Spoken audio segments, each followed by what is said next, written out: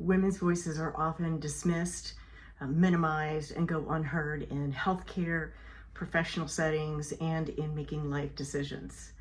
I'm going to show you how I advocated like a woman for myself and how you can too. Why does this matter? Why does advocating matter? Well, besides the obvious that it can mean the difference between life and death for our own selves, there are several other reasons that advocacy is really important for women.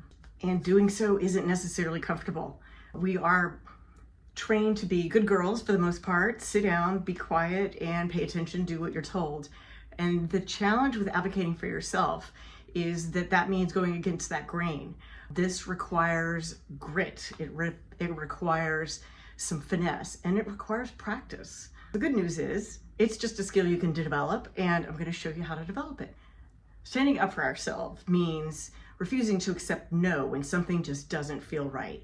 It's really focusing about listening to our inner voice, our instinct. Our instincts are really good and they're really strong. So it's important to acknowledge them. Some common experiences that women have, yours truly included, are being talked over, dismissed, having our ideas twisted and changed, being told that we're overreacting. This can be demoralizing in addition to that it can mean the difference between a promotion at work, doing well in our jobs, being healthy mentally, being healthy emotionally. The stakes are high for women to figure out how to advocate for ourselves and remain in community with our workers, our families. Intuition was right and listening to it was right because I felt like I was getting the brush off. And this was from a female nurse, but my instinct told me to keep pushing. I had an appointment with a urologist, and he was able to uncover that I had stage 1 bladder cancer. My journey with bladder cancer, the first time I advocated for myself was when I called my doctor, got the nurse on the telehealth line, and told her what was going on. I said, I don't have a UTI, there was some blood in my urine. I feel like we ought to go see some other doctors about this. And she said, well, let's just keep an eye on it. And my gut, my instinct said, no, we're not doing that. We're gonna go check it out because this could be something worse. The next time I advocated for myself in this same journey was when it was recommended I get a second opinion. And the doctor I saw was highly regarded, had a very good reputation. I felt guilty, bad, didn't want to hurt his feelings and say, I know you went to school and have a medical degree, but I don't trust you and I'm gonna go get an opinion of another doctor. Those were feelings I had. I'm not saying all women have them, but I know that it is very common that we feel this way. And I want to tell you right now, it is okay, feel that way, do it anyway. Get the second opinion anyway. In my case, it made the difference between life and death. That's how key it was, because my diagnosis, it turns out, was incomplete. And had I gone with the initial diagnosis, we would have treated cancer number 1 in the bladder, and that would have responded to the BCG treatment. But I had a second form of cancer also in my bladder that was not going to respond, and it would have killed me in 12 months. Staggering to my ears still when I say this. And I'm so glad that I did get that second opinion, even though it was very uncomfortable for me. That literally saved my life. That's how important this is. What are the steps for learning how to advocate for yourself like a woman? Number 1 is trust your instinct. Your instincts are your nervous system and your brain doing all kinds of data processing on levels that you aren't consciously understanding. It's important to listen to those instincts. And if your spidey sense, your inner sense says something's not right, keep pushing for more information. Number 2 is get the facts, get the information, do your own research. We don't want to use Dr. Google for our diagnosis. However, it is a good idea to access the information that you can, and there are lots of organizations that provide support and information and resources to people with different diagnoses. If you have a diagnosis, do a Google search for support and resources on that particular diagnosis. Keep asking questions. Number 3 is keep asking questions. And if you run out of questions, that's fine, and keep a notebook. I recommend keeping a notebook with your questions and the answers, because a lot of times you think you're going to remember it, but you don't, because talking to doctors and getting information about your own body, about your own health, can be really daunting. And if you think back to going to college and thinking, why do I need to take notes? I'm going to remember everything that this professor said, and then you don't. So it's really key to write them down. It's even harder to recall everything for a doctor appointment. Get a notebook and start keeping track of it. I would just recommend putting a date at the top of each page, who you talk to, and then write the questions down, because at least you can always go back through and find the questions, find out if they're answered. That way you don't lose track of anything. Number 4 is find allies and a support system. And that might be within your own family, it might be within friends or neighbors or your church or any other group of people who care about you. But you might need to look further afield. And I mentioned the resources available through the different nonprofit organizations. For bladder cancer, it is the Bladder Cancer Advocacy Network, Beacon, BCAN.org. And there are organizations like that for every condition that you can imagine.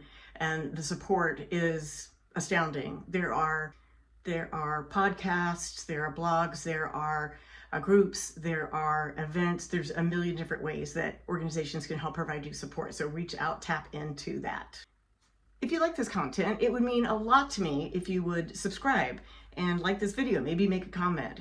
And if you have ideas for other content that you'd like to see me do, please mark them in the comments. I appreciate it so much. The more I can help other women find their voices, the better. The more people we can help, the better. Number 5, be relentless, but not rude. I think there's a way to be respectful, relentless, and not rude. And that means being assertive. That means maybe being a little more assertive than you're comfortable being. And this is what it's like to advocate like a woman. And that is listening to ourselves, trusting our instincts, asking questions, and not sitting back and wondering if we're going to sound a certain way, or if worry about what the doctor or the provider is going to think. Your answers, your life, your health, your career matter.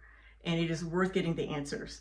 Being persistent and relentless and not rude. And if you have any experience with being relentless but not rude, advocating for yourself, you may have noticed that sometimes there's an increase in respect for you or your reputation. Sometimes there's like an uptick in credibility.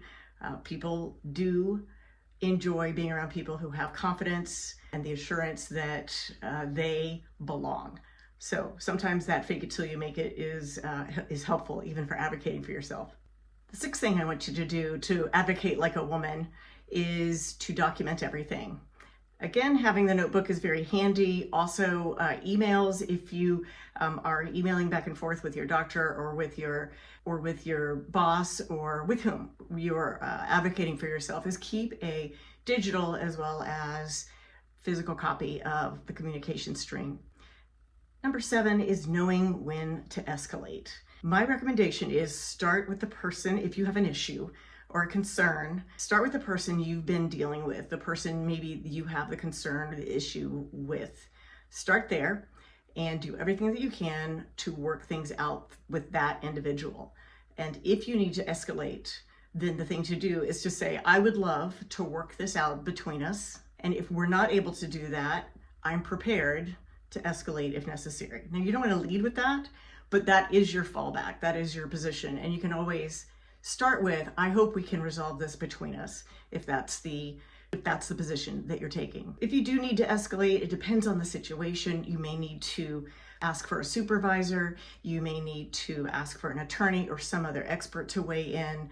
But understanding what your options are for escalation and having access to who those people can be are very helpful as you move into the next stage.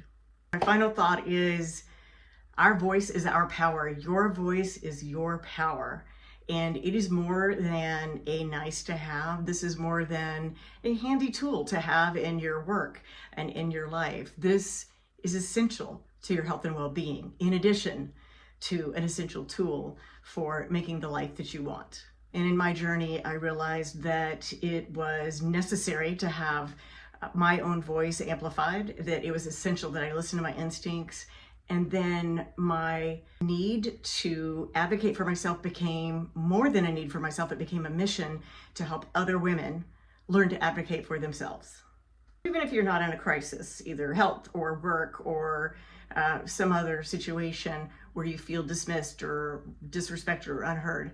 I want you to think about how to listen to your voice and believe you have the right to be heard. It starts with that, and that can take some time to really internalize. Your voice deserves to be heard. I am giving you permission to advocate for yourself, to politely persist, to push back, do your research, advocate for yourself, and speak up. You have permission to advocate like a woman. And if you're looking for an inspiring speaker for an event, let's connect.